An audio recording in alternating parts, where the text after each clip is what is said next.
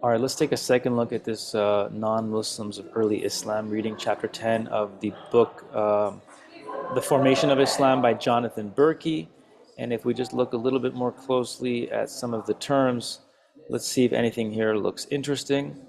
Let's zoom in slightly here.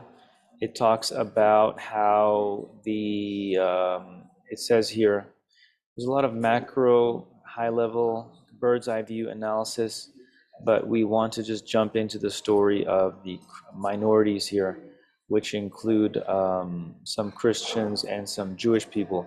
Here it talks about some of the Jewish scene in the Eastern Roman world and the Persian Empire world, like Sasanian Iraq and Iran, and then Eastern Roman um, Egypt, and how they get absorbed into these Islamic empires. It says here, from the perspective of the rabbis, this is on page 94, the early Islamic moment. So let's continue. Let's just jump down. All right. So at some point, at the end of the day, you just have these populations jumping into becoming part of the Islamic world. There are certain kind of famous um, Jewish people who became Muslim, and there's some discussion about that in early Islamic history. Um, this is where some commentaries of the Quran wonder if certain stories or commentaries in the commentary tradition, if some of those commentaries are drawing too heavily on um, uh, Christian and Jewish commentaries. So many times you'll see commentaries of the Quran that will say that the biblical texts, modern and biblical texts, say such and such about this particular figure, but this is not verified by Islamic sources.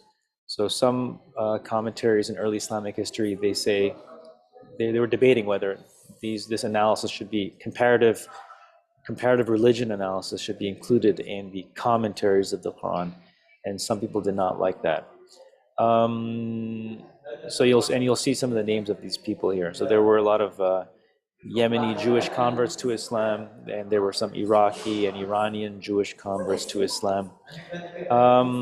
But it says here, on the contrary, page 95, the evidence suggests a considerable exchange of texts and ideas between Judaism and Islam, and also Christianity. So again, here there are these converts who wrote about Jewish texts of the time, who then become Muslim, and then at that point, sometimes they would write these texts that would compare what Jewish and Christian people at the time were saying about different figures found in the Quran, and they would compare that with what the Quran says.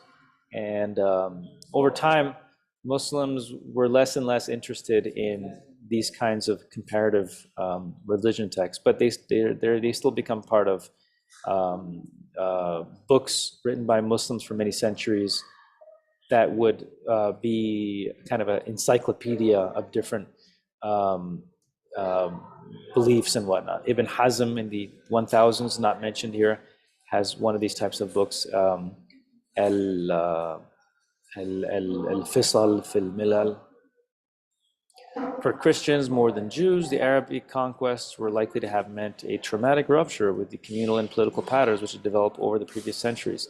So the other reading indicates that it was not such a traumatic rupture, because they had moved from having to have arguments with Constantinople in Egypt and Syria, and now they are having more political independence from Constantinople under the Islamic empires.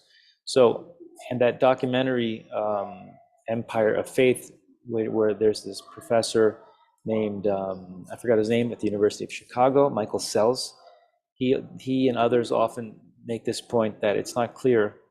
It depends on which city you were in, or which town, or which churches, whether what they thought about the move from Eastern Roman rule to Islamic rule. And they refer to Nestorians here. This is the church. This is the Church of the East in Iraq under Sasanian rule. That becomes today the Chaldean Church and the Assyrian Church, Asyrian, El-Kanisa al-Ashuriya. So it just gets into a little bit of like a mathematical look. So the Nestorians here again is a reference to those churches of Iraq. That church in Iraq and Iran, the Church of the East, they did move their capital to Baghdad, and the patriarch of that church was named Timothy. And Timothy did have direct contact with the Khalifa in Baghdad, and was hired by the Khalifa in Baghdad in the, I believe it was the 700s. It was the 700s to complete a lot of various translations of Greek texts into Arabic texts. This was where that translation movement from Greek to Arabic happened. Moving along here, so this text is a little bit more higher level. There were other people here, the Sabians of Harran. So there were other types of religious groups, and so it gets a little bit into the different minority groups within the Zoroastrian religion, some of whom continue to exist in the Islamic world. It says here, still by the end of the Umayyad period, Zoroastrianism was hardly, so meaning it was still there, and even in the cities, the Muslim community may have represented only a small minority of a population of Zoroastrians in the 600s in the Islamic Empire in certain cities in Iran. But again, over time, these regions convert to Islam. Great, so that's very interesting.